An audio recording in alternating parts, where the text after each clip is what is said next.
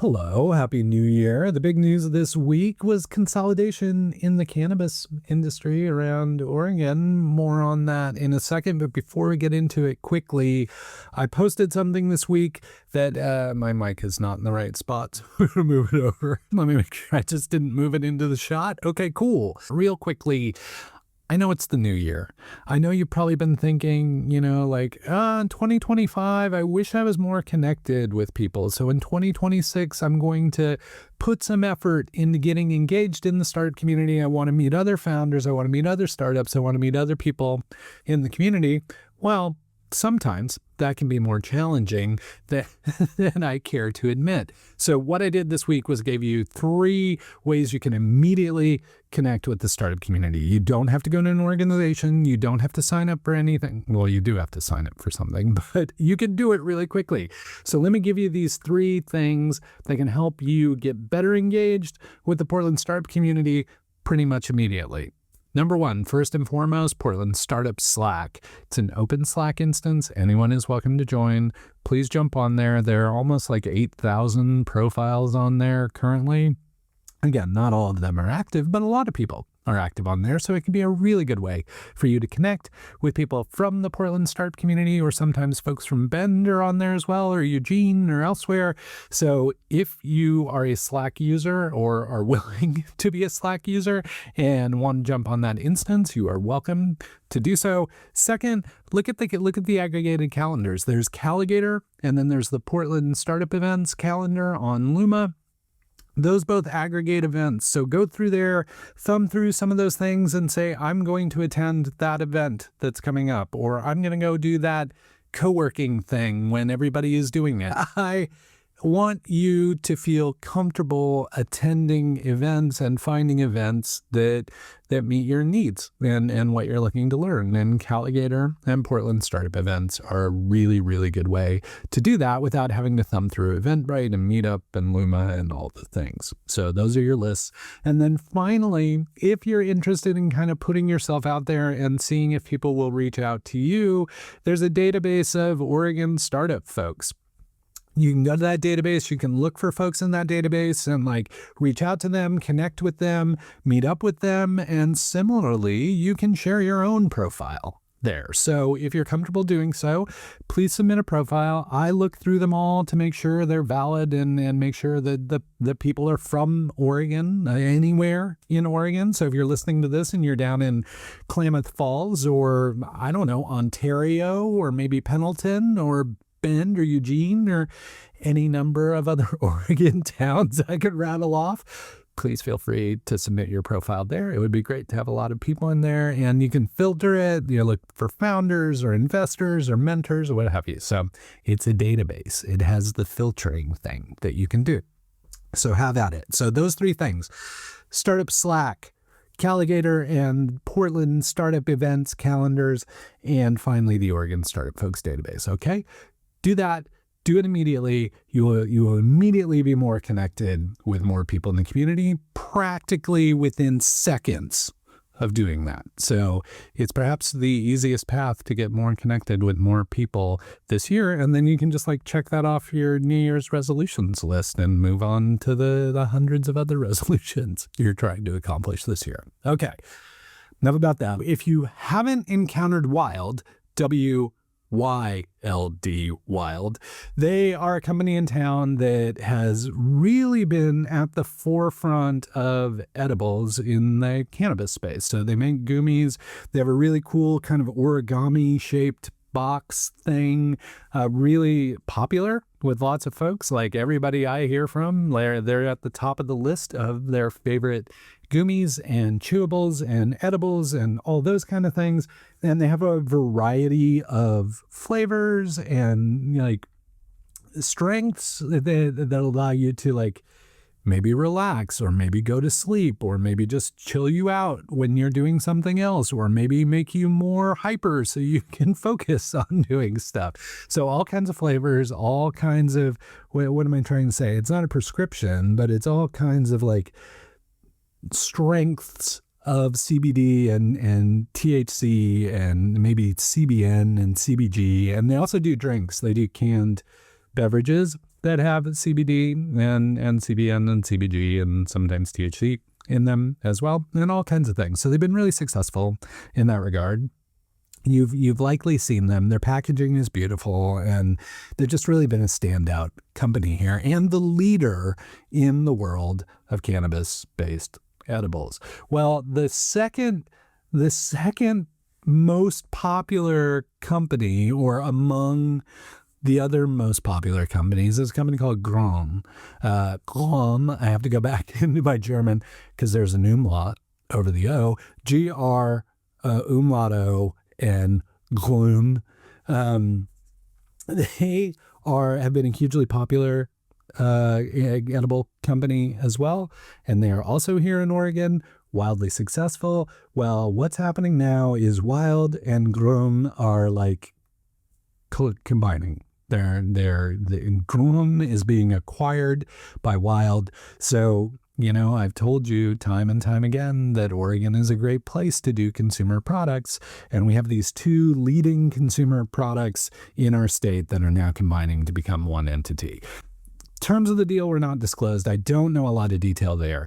All I do know is that Wyld and Grön, I keep pronouncing it differently every time, but sometimes my weird grade school German comes back and I don't know what I'm doing. But anyway, the two brands will continue to exist. They will still be not consolidated under a single identity, so they'll be their separate identities, but they'll all be under one company. So it would be really interesting to see what happens when these two very successful brands can consolidate their production and distribution and economies of scale, as the economists like to say and financial people like to say, and really see it could be 1 + 1 = 5 as far as this goes in the edibles industry. So I wanted to make sure you were aware of that. Granted, it's not a tech startup. I usually talk about tech startups, but it's a wildly successful consumer product startup here in Oregon. Two wildly successful consumer product startups that are now one big entity, one big company. So I'm excited to see where it goes from here. Okay, so this is a tech startup. If what you came for was tech startup news, company here in Portland called Kivo. Kivo just raised $5.1 million to continue their growth and hiring and all those kind of things. Kivo keeps a pretty low profile. They really help people with clinical trials, like working with the FDA for, testing products with the FDA. They facilitate that. I don't even, I'm being really basic about it. It's a very complex, multifaceted process, and Kivo's really working to simplify it for everyone involved. So that in and of itself has value and is understandable why they would be getting more funding. But the thing I really like about Kivo is they've got a bunch of folks with extensive experience in the Portland startup community. The CEO, Tobin Zolman, he was at Shopping Niner. He was at Cloudability. He was at Regato. So lots of experience there. And if you've been around Portland for any amount of time, some of those names probably sound really familiar to you. The other part is some other former Regato folks are there. The folks who started Upstart Labs, not Upstart Collective, which is the modern Upstart named thing. Upstart Labs was a while back, probably a decade ago or so now, but Upstart Labs was the first venture studio in Portland. So they were both investors who would provide capital to startups, but they would also augment those teams with marketing support, engineering support, operational support, all this kind of thing. So kind of wraparound services in addition to funding. And they helped quite a few companies way back in the day kind of break out and be hits back then. So they have a ton of experience. And those folks had successful exits before they founded Upstart Labs. So I just really like the pedigree of the executive team at Kivo, and they keep a really low profile. They stay really quiet, but not if I can help it, because I really like Kivo. I really like what they're doing. This gave me another excuse to talk about them, and now I'm just going to use that as an opportunity to talk about them more often, because I think more people should know about Kivo. I always think more people should know about Portland startups. So congratulations to Kivo on raising $5.1 million, and obviously I will keep an eye on them and tell you about them as much as I can going forward.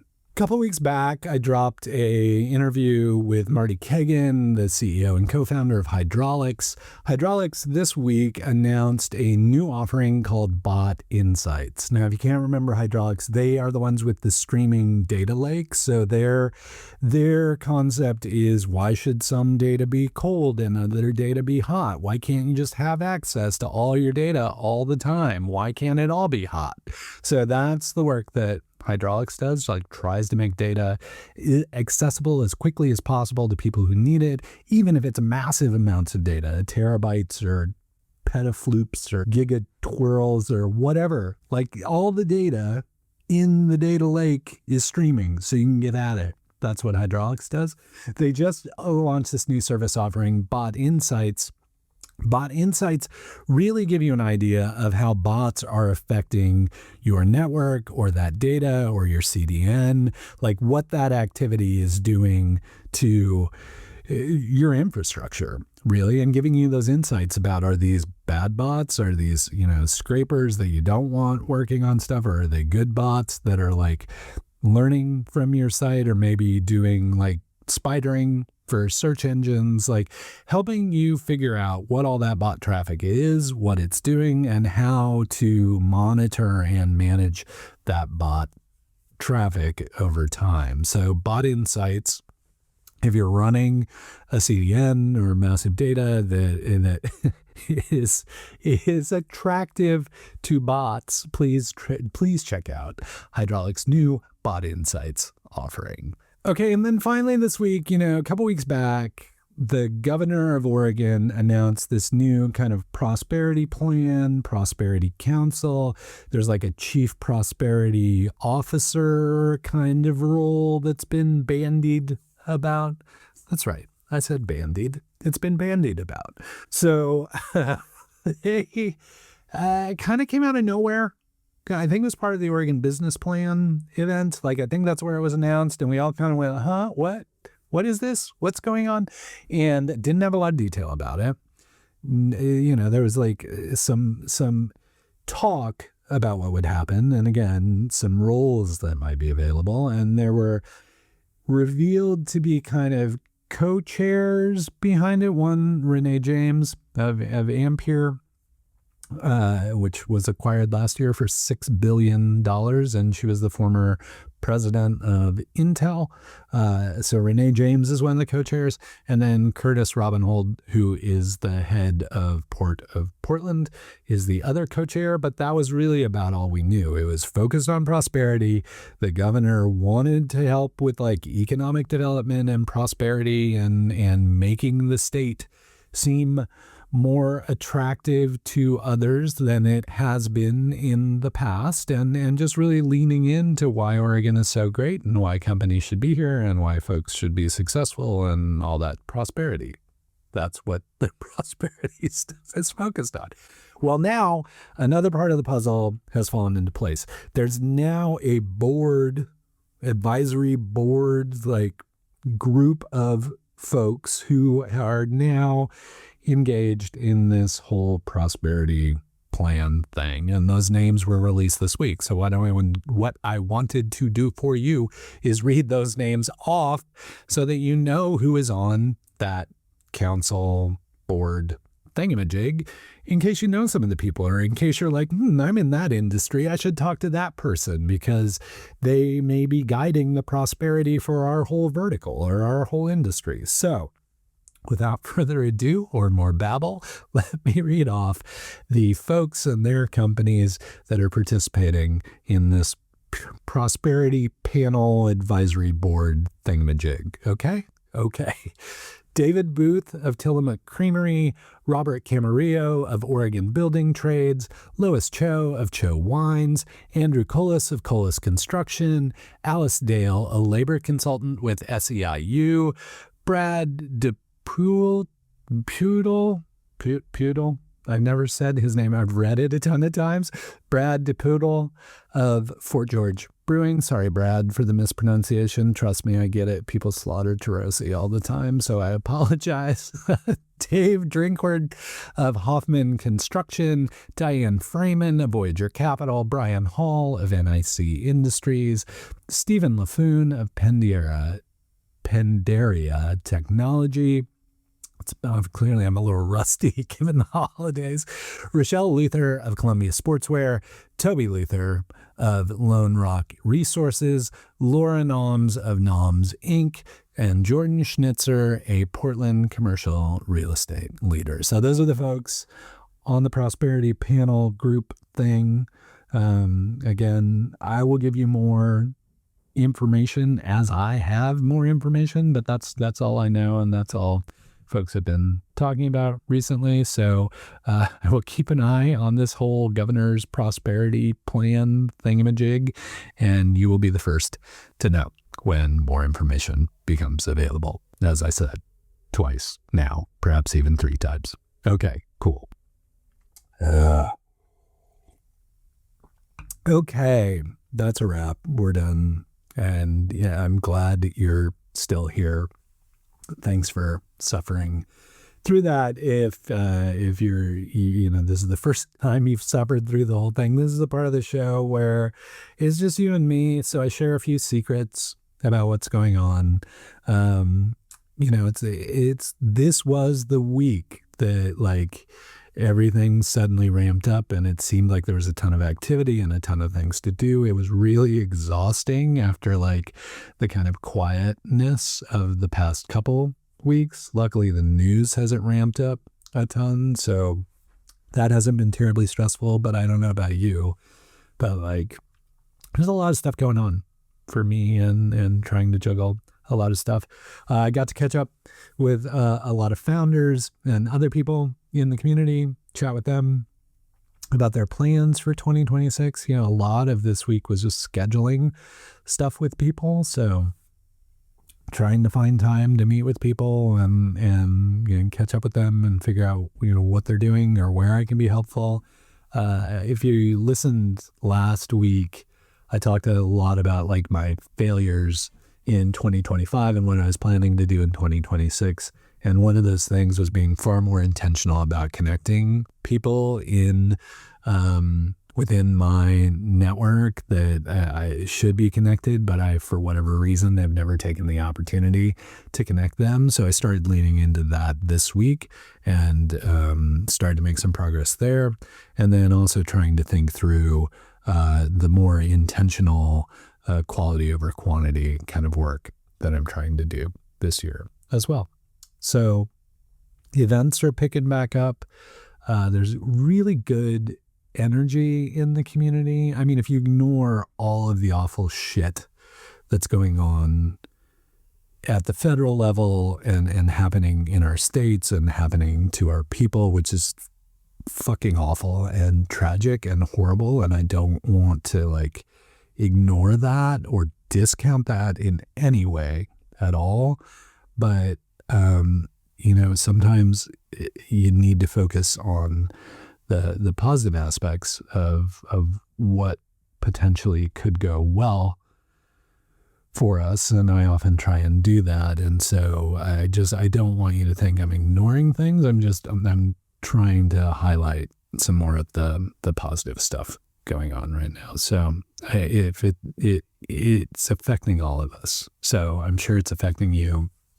I'm sorry that it's affecting you. I hope you're taking care of yourself, and don't think that you need to push through it. Take the time to deal with what's going on, and I will be here to share good news and positive things and prosperity, obviously, and other stuff like that as it continues to come across my desk or keyboard or what have you. Yeah. I mean, we can keep it short this week. It's good to be back. It's good to be in 2026. And thank you again for watching and hanging out with me. I look forward to hanging out with you the rest of the year and sharing all the exciting stuff that's happening here. Until we get the chance to chat again, please keep up the good work.